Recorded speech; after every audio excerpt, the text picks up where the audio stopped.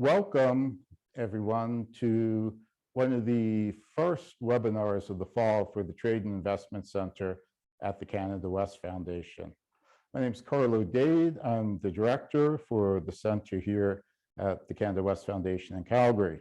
To those to the west of us, good morning. To those to the east of us, good afternoon. Today, we're going to be talking about an issue of rising importance on the prairies, an issue about which there are several views and several sides. Perhaps the one thing in which there is unequivocal agreement on this issue is that it is an issue. It is an issue of emerging importance. Our friends and colleagues at Alberta Wheat and Barley had an interesting note on the issue of agricultural right to repair. They raised the issue with their membership, and they were prepared to do a survey of their membership as to what they knew about the issue and concerns. And they called off the survey because they got so many responses proactively from members. As soon as they heard that Alberta Wheat and Barley was looking at this, the replies and the emails came flooding in. So while there are different views about the issue, the fact that it is an issue of concern is of importance. So what we thought we would do today in a tight, focused, lunchtime format, something you can watch, have your sandwich and soup, get a cup of coffee, and we'll be done, in a tight, focused format, is to discuss agricultural right to repair from a Canadian prairie perspective. We're going to use the following setup.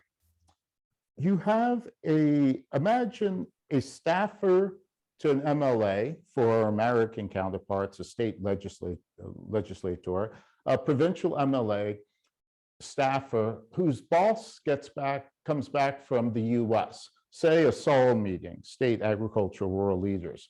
And her boss is really going on about agricultural right to repair. There's a lot happening in the US, and she turns to the staffer and says, we need to look into this to see what it means for us and what, if anything, we should be doing here in the province. So from that, you essentially get three questions. What is agricultural right to repair? What's going on in the States? And what, if anything, does it mean for Canada? And so that's the question that we're going to put to our panelists today. But before I introduce them, just a note, why are we so concerned with what happens in the US? Well, there's precedent here. In 2010s, there was much movement and concern and activity, legislative and otherwise, in the US on automotive right to repair. The movement to assure that independent auto body shops in the US could access diagnostic and other equipment to enable them to repair automobiles, your Jiffy Lube, your Mr. Tire, that they could continue to service consumers instead of having to go to dealerships. There was a great deal of effort at the state level that finally broke through when the state of Massachusetts, I think it was 2012, had a public referendum, a ballot measure, and the public overwhelmingly responded that they wanted the state to deal with this issue. At that point, the automotive industry and the independent repair shops and the state reached an agreement to pretty much end the issue. The issue and the debates about automotive right to repair in Canada stopped at that point because Canada was essentially grandfathered in to the agreement that was reached in the US.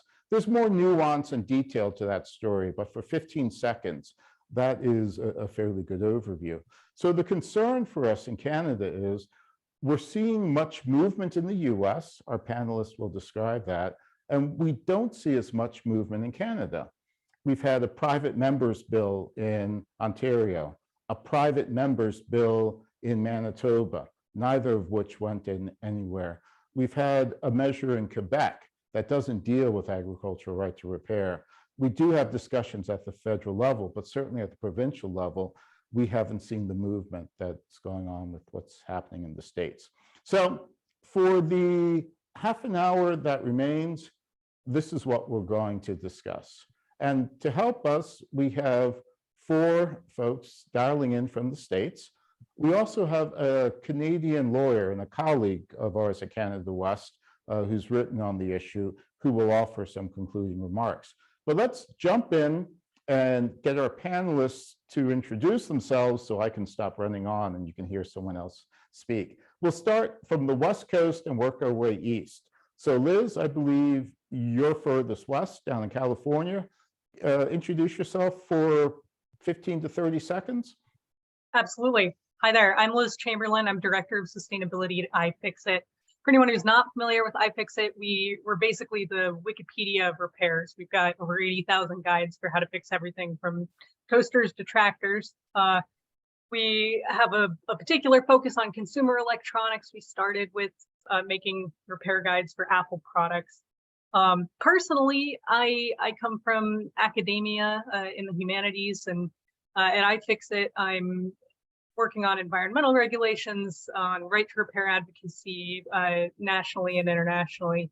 And I'm working to support our right to repair efforts around the world. Great. That would take us next to, I think, Montana. Eric? Yeah, thanks, Carlo. Eric Wareham. I'm Vice President of Government Affairs for the North American Equipment Dealers Association. Our association represents around 4,500 equipment dealers in the US and Canada, and our offices are in Kansas City and in Calgary. Great. Central part of the US, Willie. Hi, my name's Willie Cade. I'm a board member of the Repair Association, also known as repair.org, and I specialize in the issue of agricultural right to repair. And my grandfather was a longtime board member and inventor for John Deere. Great. And now to New York, Gay. Yes, hello, Gay Gordon Byrne. I'm the Executive Director of the Digital Right to Repair Coalition, otherwise known as repair.org, because it is a mouthful. I live in the Adirondack Mountains of upstate New York. Most people don't know where that is, but I'm actually about 3 hours from Montreal and about 2 hours from Ogdensburg, which is the Canadian border on my way to Ottawa. So I'm usually the Canadian side of right to repair. And indeed, Gay has spoken to the National Farm Union up here in Canada on the issue, along with, I think Eric may have also spoken to them as well. So we've got a great panel. Obviously, as I mentioned, because more is happening in the States and because of the history of Massachusetts, we really want to understand what's happening in the States. So Gay, you get the call from this staffer to a provincial MLA, provincial legislator. Her boss is just back from a sorrow meeting, and she's got some questions for you as to what's happening in the States, what put this burr under her boss's saddle. So, and what should Canada be thinking about this? So the floor is yours to lead us into this. We'll then have Liz and then Eric following on. Okay, well, the very quick update is until this morning, we had 41 states that had filed some form of right to repair legislation, but Ohio filed a bill, so it's now 42 states. So this is what happens. Legislators read about right to repair and they come back from conferences and they think about it and they say, gee, we really need to do this in my state. Similarly as if they would do in your province. And really the problem is the same, regardless of which manufacturer you're talking about. In fact, it's the same even if it's not, if it's a cell phone, a ventilator, a tractor, or a refrigerator, because the problem is really what's happened with our notion of ownership.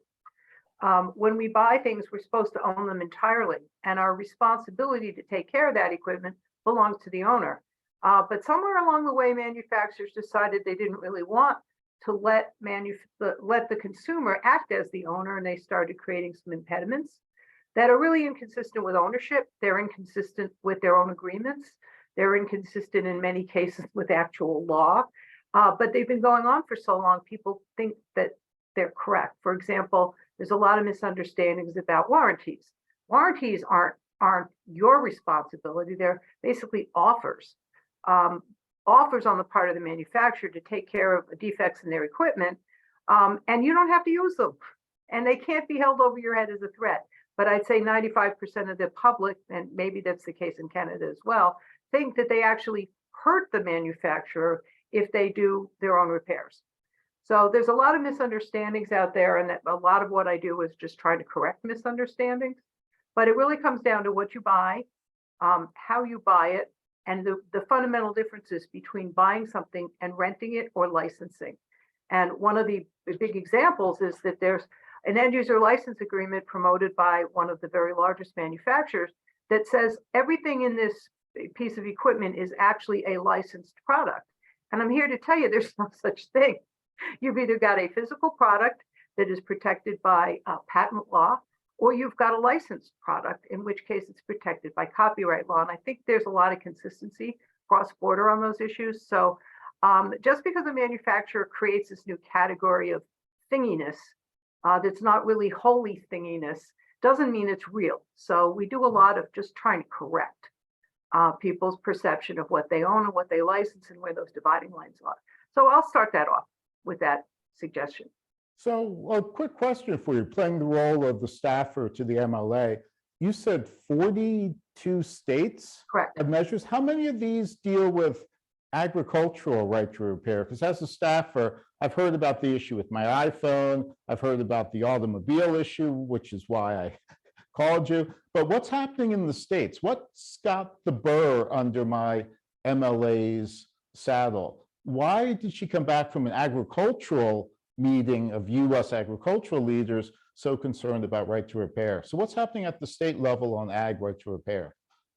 Willie could probably correct me a little bit. I think there's about a dozen of our US states that have specifically written bills specific for agriculture. Because when farmers can't fix their stuff, and I mean that in a very broad sense, they can't plant, they can't tend, they can't harvest. And it's the delays with these impediments that have come into our society. It's the delays that are killing the farmers. Well, not killing them, but killing their ability to repair their stuff and keep on going. So yes, there's a big problem.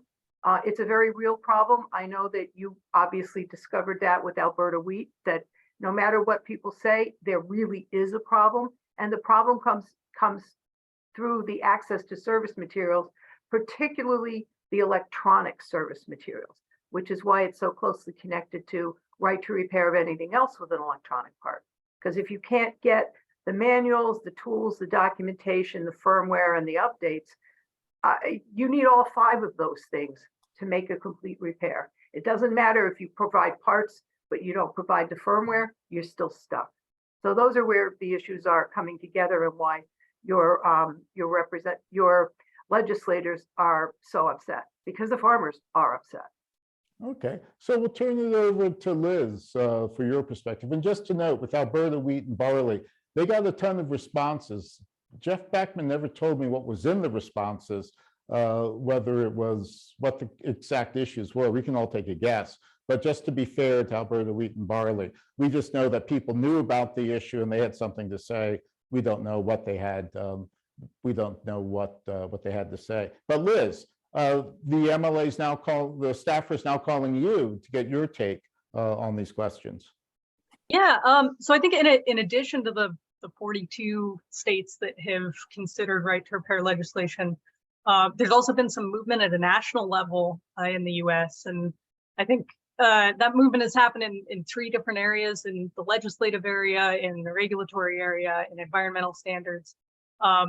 In the last session, there were 5 federal US right to repair bills of various kinds. 4 focused on consumer electronics, some on parts, tools, and documentation, 1 on copyright issues, which I know Canada is considering at a federal level too. And then the final one on agricultural right to repair, sponsored by John Tester. And each of these bills has not yet made significant progress toward being passed, but the discussion has changed a lot. The discussion has deepened, and increasingly legislators at a national level are thinking about these things, considering them. In the regulatory environment, there's been more progress. The FTC, the Federal Trade Commission, last year produced a report after 2 years investigating manufacturers' counterarguments against right to repair, determined that they had no substantial evidence to support their counter arguments. And then in an executive order from the Biden administration, the FTC was asked to ramp up its enforcement, and they've done that in a bunch of ways. So they've pursued several companies, Weber, Westinghouse, Harley Davidson, for insisting in their manuals that customers use only original parts, which is illegal as of 1975 legislation, the Magnuson-Moss Act. They've also updated their definition of unfair methods of competition, which I know Gay plans to talk about in some more detail. And they're moving to revise their rules for a program called Energy Guide that requires energy labeling of appliances that use a certain amount of electricity. And apparently in the initial regulation of that guide, they were going to ask appliance manufacturers to include repair manuals. They have not enforced that. They now plan to enforce it. And I think the third area is in environmental standards. There's been movement in EPEAT, which is the federal purchasing eco-label. 95% of US federal equipment has to abide by EPEAT. And in the current draft, the draft that is under revision right now, design for repairability, which has been optional, will be required, very likely. Similarly, the EPA in the Clean Air Act has had some manual requirements that I know Willie plans to talk about later also. Good. And Liz, it's interesting too, because in terms of copyright issues, the federal organization in charge of enforcing the Digital Millennial Copyright Act, you can correct me on the name of the organization, has twice issued specific exemptions for agricultural owners, farmers, producers, to break digital locks on their equipment. I raise this because the reasoning behind this was that agriculture was distinct or different enough from, say, people wanting to repair iPhones or refrigerators or automobiles. They noted that agriculture was different and was special and should be considered differently. Yeah, actually, the Library of Congress has issued exemptions from the Digital Millennium Copyright Act to all of those product categories, including agriculture, separately, but each of them has been exempted. The challenge, though, is that despite these exemptions, an individual technician can hack agricultural equipment or hack an iPhone without being considered in violation of the Digital Millennium Copyright Act. But the Library of Congress has no power to allow the sale of tools to do that. So basically that means that people can't share the information that they're finding. They can't share the ways of getting into this equipment, which means that there can't be software tools trafficked, basically. Great.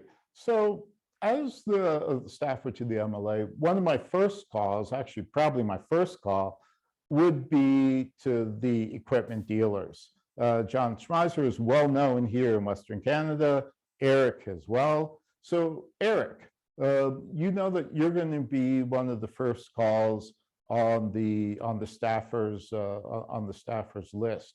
So your response to her questions: what put the burr under her MLA saddle? What's happening in the U.S.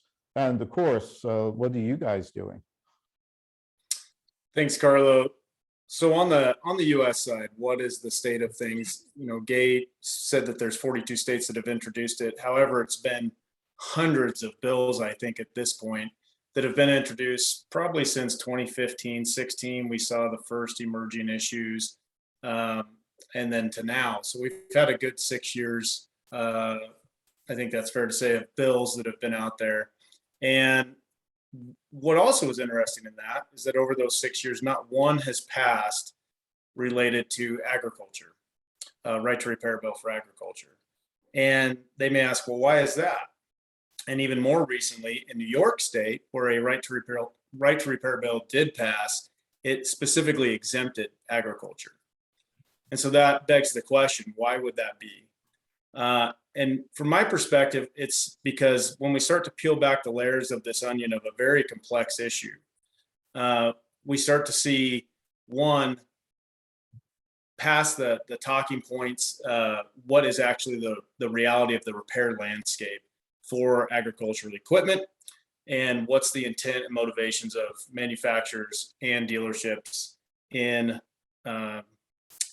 helping their customers increase their uptime. And so that's really, I think, what it's about for us, and what you see for our dealers and our members is how do we increase uptime for our customers, also while balancing the interests of copyright protection. And that's kind of the underlying argument here that undergirds all of this is we have copyright protections. You have to have those in place for the purpose of incentivizing investment, which we've seen a tremendous amount of, from 1945 to the early 2000s, farm productivity increased by 300%, more than any other industry out there. And then it started to somewhat plateau until we've had, a digital revolution in farm equipment. And the manufacturers have put a tremendous amount of technology into the field in the past 2 decades. With that, there's always some growing pains and challenges. However, a lot of that in the form of precision agriculture, it's what's driving, along with farmers' ingenuity, is what's driving the next level of productivity gains in our industry. And that's required and necessary because of a lot of reasons that we don't need to go into, but a lot of it's displacing, workers and workforce. So we're always trying to balance the amount of that copyright protection with accessibility for the purpose of repair, diagnostic, and maintenance.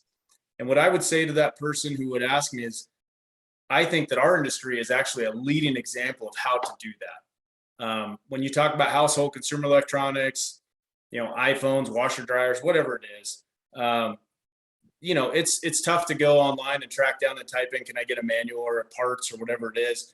That may be difficult. For farm equipment, that is certainly not the case. We have a voluntary industry commitment that we have made to provide parts, tools, diagnostics, and documentation directly to the customers. I think our industry is just now starting to do a better job of explaining what that is and what is available. We've actually held 4 dealer demonstrations across Canada, Ontario, Manitoba, Saskatchewan, and Alberta. And we've invited the stakeholders in to talk about, and that would include the commodity groups, Alberta Wheat, you talked about them, and policymakers, to a dealership to walk through what is available, what we make voluntarily available, and then trying to have that dialogue about, does this work for you? How else can we improve? We want to improve, and we'd all prefer a voluntary market-driven solution versus a legislative one that can box us in and create unintended consequences. And I can get into what those are later on. However, what I would say is we have surveyed our industry and said, okay, are we living up to that commitment? And we did this last year in 21, and we found that yes, in fact, we are.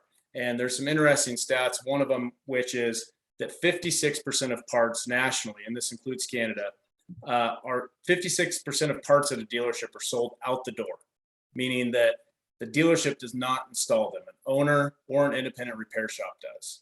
And we also asked our dealers, how many independent repair shops are you selling to? And on average, the average dealership sells to 9 independent repair shops. So it's pretty difficult to say we have this monopoly, like maybe some other industries do, I don't know, but certainly for ours, we do not. And we also really are kind of agnostic when it comes to who's doing the repairs, because as everyone knows who's actually a producer in Western Canada, there's a real shortage of technicians, and dealers don't even have the capacity to do more repairs if they wanted to. So the idea that we want to prevent them from doing it is counterintuitive, because what the dealer's success relies on the success of their customers. And so what I would say to that MLA is there's a reason that legislation in the States and in Canada hasn't passed specifically to farm equipment, is because we're leading the industry. Now, that doesn't mean there's not an issue with uptime. There certainly is. However, any kind of malicious intent by the dealers or manufacturers to prevent repair, that's not the cause. And I would say that the two main causes and culprits that we want to work on are workforce development and increasing technicians. And I can talk about what our industry does to do that, specifically our association, and then rural broadband, so that we can get the remote diagnostic capabilities to fix software when it breaks, to fix all of those digital components, technology. So that's built in right now to this equipment that's rolling out. However, as we all know and are aware, especially me in Montana, and going up, into the eastern side of that continental divide, rural broadband is hard to come by. And that means that we got to send dealers have to send technicians out to the field, unfortunately, for ticky-tacky repairs sometimes. And that's very frustrating to customers. But we have the technology to get around that. But we need the digital infrastructure in the form of rural broadband. So Eric, as playing the role of the staffer from a prairie province, the industry, what you've described at the industry, some members of my caucus have probably been to the dealer exhibition. But in Canada, we have a history on the prairies going back over 100 years of having provincial legislation to mandate the conditions under which farm equipment are sold. This goes back to the days when Americans would cross the border with farm equipment and then disappear and we couldn't get it repaired. So we have a slightly different setup in Canada. But my question to you would be, okay, it sounds great what the industry is doing, but given our legislative history, shouldn't we have a floor, a guaranteed floor for what industry does? Take your best practice and inscribe that into legislation. In an era of corporate mergers, hedge fund takeovers of companies, wouldn't it be better for us to put in, God forbid something happens to any of the OEMs and they get bought out by some Wall Street shark who's just out to shake down farmers? But given that is the era in which we live, wouldn't it be best to take your best practice and to enshrine that as a base, a floor, not to box you in, but to set a floor to assuage people that are worried about the issue? Well, Carlo, and I mean, my opinion is that you don't codify what you're already doing. Again, to the point of it boxes you in with unintended consequences. One of which would be, let me talk about this, how we sell parts. And a lot of the state legislation that's there's a component of price fixing, that you should sell parts at what they say is fair and reasonable terms. And then they go on to define what that is, the number one factor being dealer net cost. Now, as we all know, dealers on average stock over $1 million in parts inventory. And that's to have that available when the farmer needs it immediately. They're the parts warehouse, and we have legislation in Canada around that, in fact, for parts depots. If you were to pass something like that or codify things of that nature that the proponents are pushing for, here's what's going to happen. The immediate effect is if a dealer can't make profit on their inventory, they're not going to stock it. They're not going to stock nearly as much. They may have some, but they won't stock as much. And they certainly aren't going to sell to independent repair shops if they can't make any money on that. So what's going to happen? The independent repair shop's entire business model is built on piggybacking on the dealerships. They don't have the overhead, $1 million overhead of parts inventories themselves. That's why they can charge less as a shop rate. However, if they're forced then to go directly to manufacturer and buy parts or something along those lines, then you're going to see, especially in this supply chain environment, those businesses dry up really quick. And then dealers are not going to have the parts and tools available in capacity as they normally would if you just gave, if they were required to sell them at cost. So, when you get into as they say, the devil's always in the details. So you can say, well, let's just codify this. That sounds simple. My personal preference is that the purpose of government is not to codify what we're already doing. We don't say, you have to eat broccoli or eat your, food pyramid every day. And everyone should do that. it's a suggestion. That's more aspirational. It's for the necessity. And so when there's, I don't see that you codify, that violates every kind of my limited government notions that I have. However, I will say that if you were to do that, if you were to inject that and the devil's in the details and include what the proponents want in that, you'd have some serious problems that I think would increase downtime for farmers and producers going forward. Well, that certainly would be an issue to dive into if we were to ever get provincial hearings. On the codification, I'll paraphrase one of my favorite US presidents, Ronald Reagan, and instead of trust but verified, trust but codified.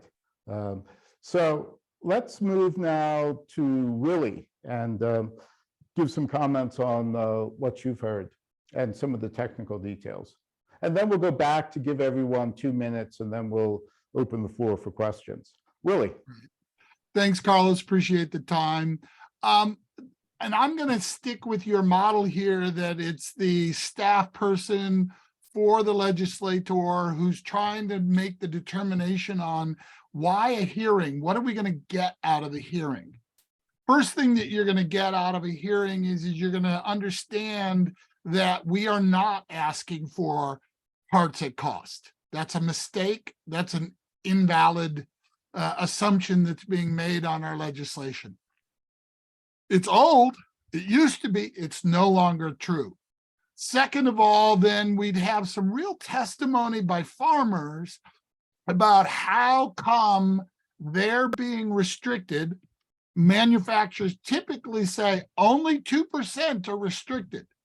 And they're saying that because of national legislation on emissions and those kinds of things. And in those hearings, what you would hear is that particular information refuted. That indeed, there is no prohibition against emissions repair. And I'm going to ask Ethan to put up a page in a John Deere manual that actually shows that John Deere understands that a qualified repair shop or person of the owner's choosing may maintain, replace, or repair emission control devices. This is not me saying it. This is John Deere saying it. And by the way, thank you, Ethan, for that. I appreciate it.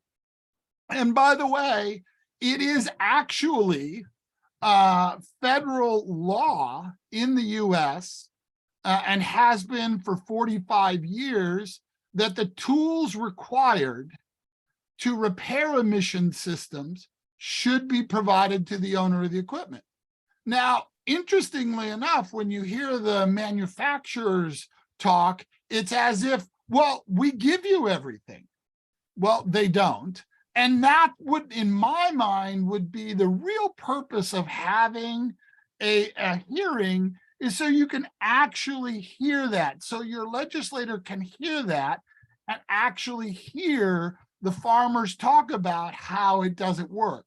One of my favorite hearings happened recently in North Carolina, one of our states, where a farmer stood up and said, and the dealer said, well, it's only 2% that we don't allow you to fix.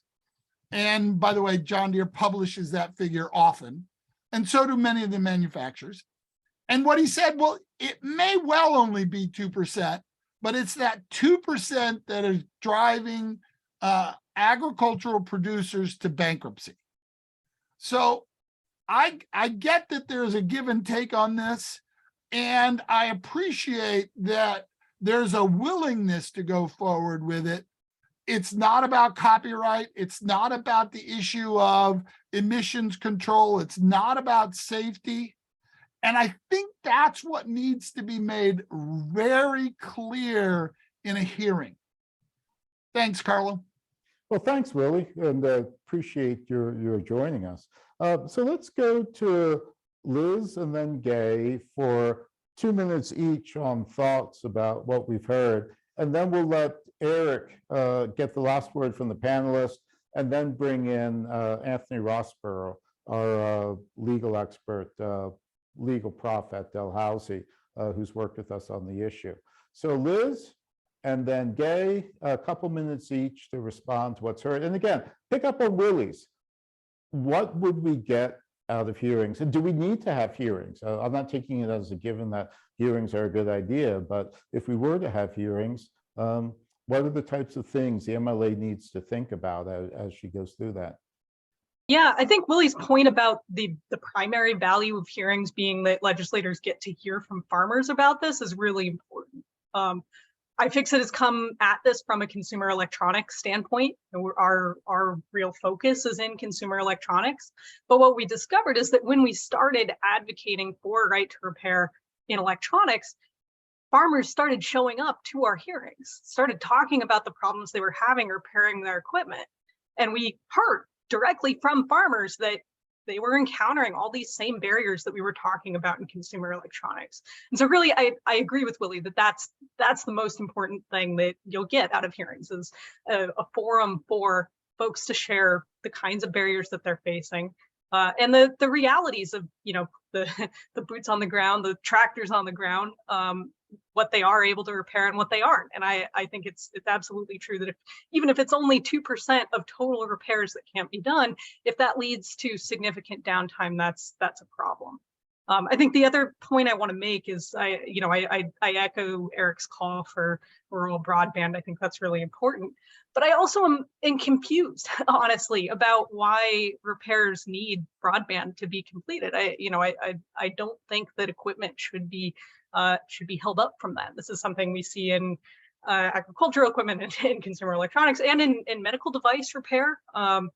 It's really unfortunate that this is an increasing trend in repair in so many of these industries, because when medical equipment, for instance, ends up in developing countries where they don't have access to broadband all the time, when it requires that device to phone home to be able to complete a repair, that really damages people's ability to keep that equipment up. Thanks, great points. And for us in Western Canada, we've lost one of the global suppliers of broadband too, to come in and build stuff. So it gets even more complex for us. Gay?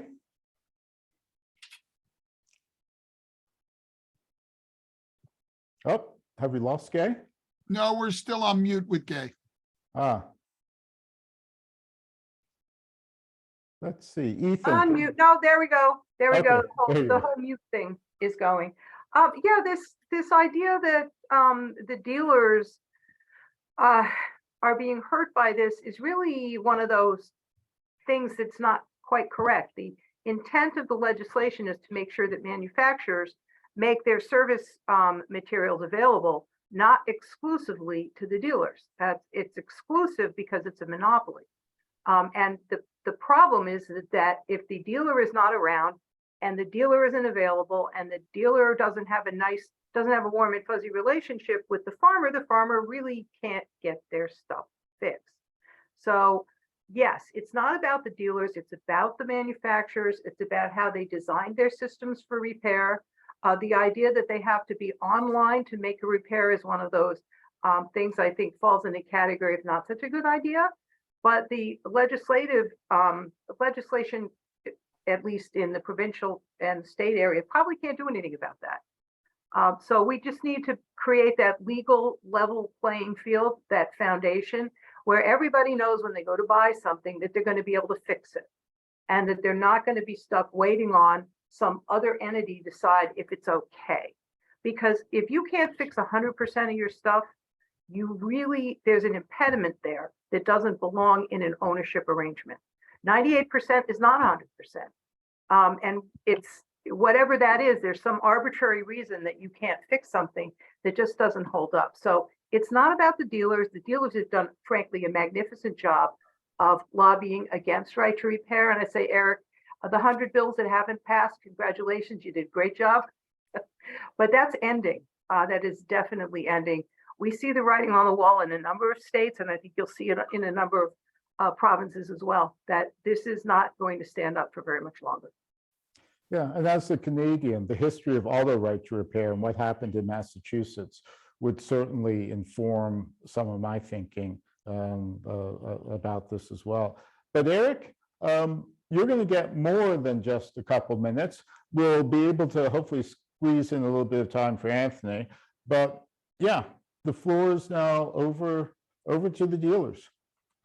So real quick, I want to revisit, Carlo, your trust but verify. And then the misquote of Reagan and attributing it in a very different way than I think you would not agree with. However, I will say that the industry floor is there. In terms of minimum warranty, there's already a requirement that parts be made available for 10 years once something is sold. So, as you know, that's already in the Western Canadian provinces. What I would say is that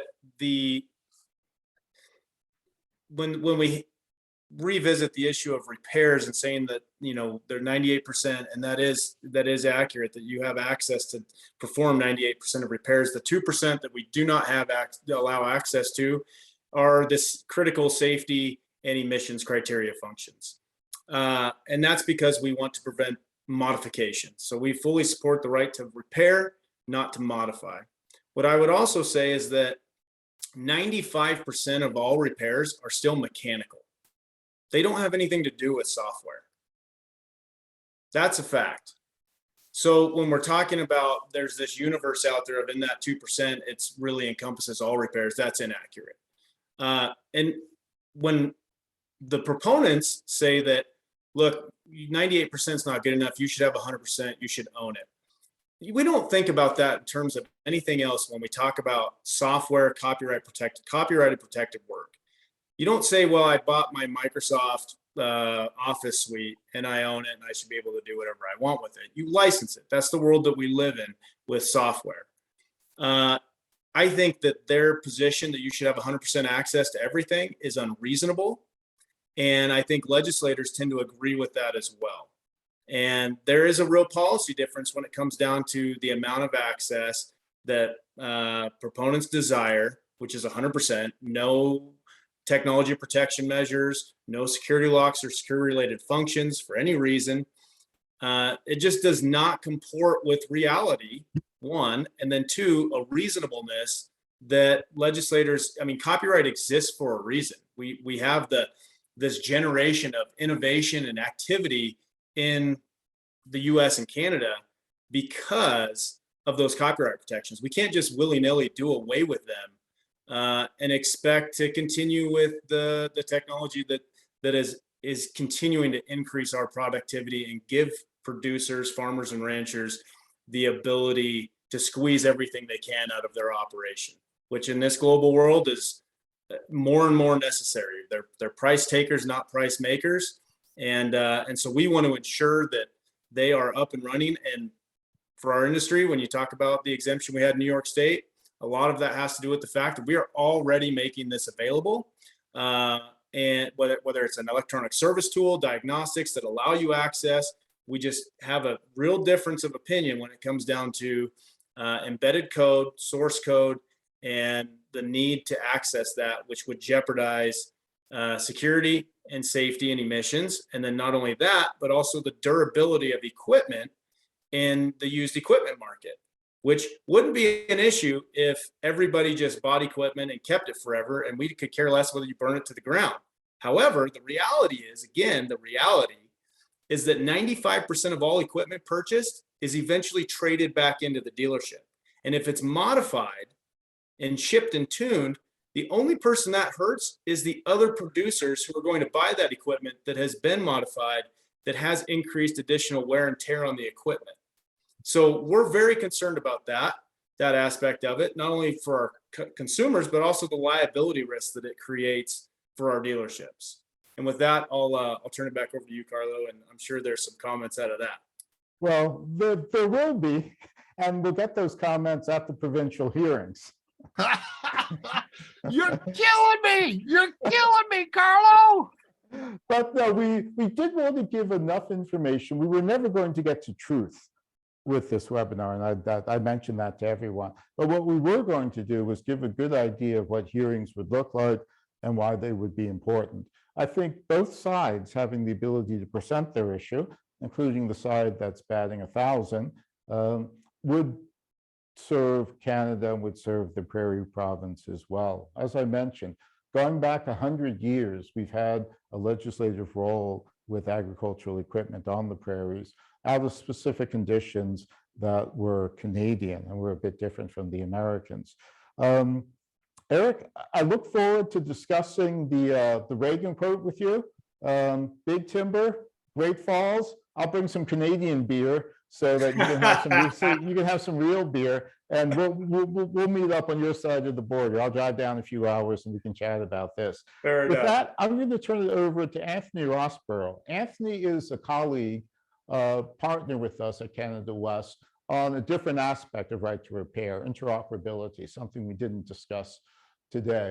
He and I have written an article for Policy Options, but he's got a bit of a legal mind that he can bring to some of this, and a Canadian. So we'll have a Canadian give us a few final thoughts.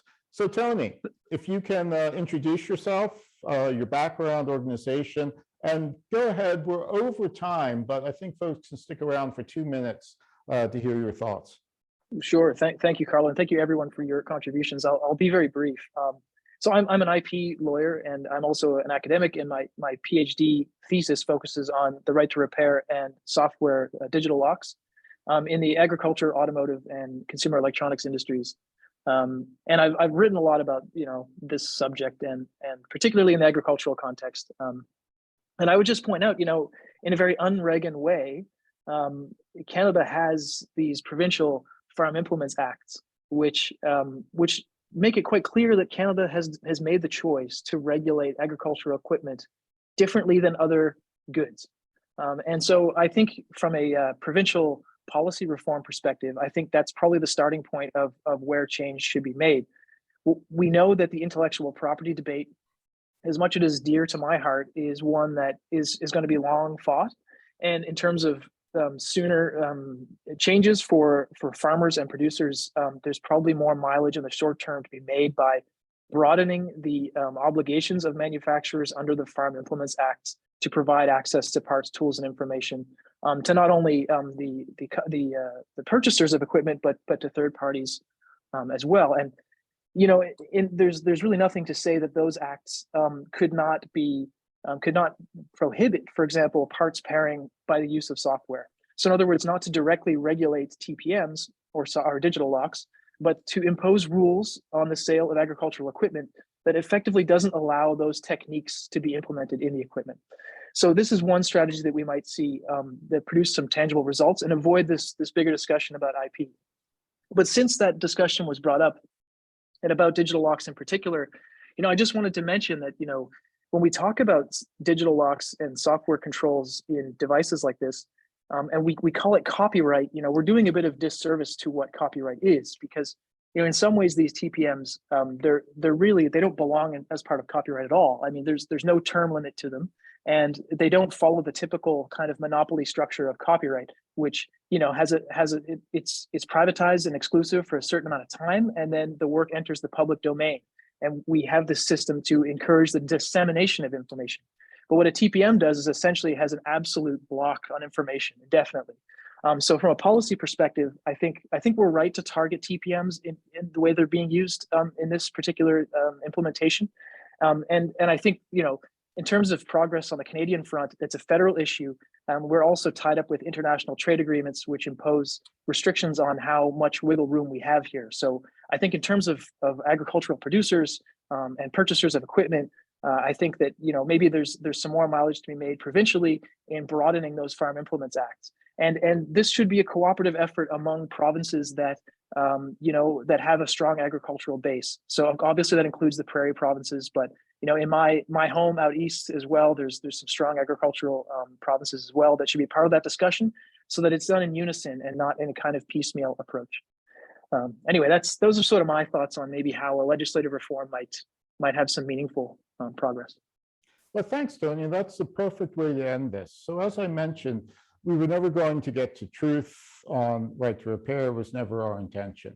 Our intention was to present insights into what provincial hearings and the role for the provinces and the types of issues that could be debated, that are being debated in the States, but aren't being debated in Canada, especially on the prairies. So we've had each side give a fairly good explanation. We could go back and forth for hours, but again, that was not our goal. It was to lay out what we would get with provincial hearings. And with that, at Canada West, we're going to turn this over to the provinces.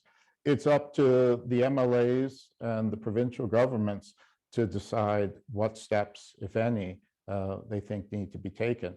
If you're interested in the TPM issue, we'll post the policy options article that Anthony and I wrote. I'll ask Anthony to send some other stuff since we didn't discuss that, but there's plenty of material on that we can present. We'll also leave the broadcast of this webinar up, and we're inviting each of the participants, Liz, Gay, Eric, Willie, to send in materials and web links, and we'll post that up and leave that as a sort of legacy, one that will hopefully inform decisions by provincial governments as to whether or not they want to take a look and have a Canadian discussion about this on the prairies.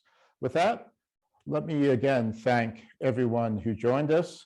Going in reverse order, Gay from repair.org, Willie, also from repair.org, Eric from the Equipment Dealers Association, our good neighbors across the border in Montana, and Liz with iFixit out in California. Also, a special thanks to Anthony Rossborough, who is on his sickbed in Italy on sabbatical, who was kind enough to risk further illness and time zones to join us.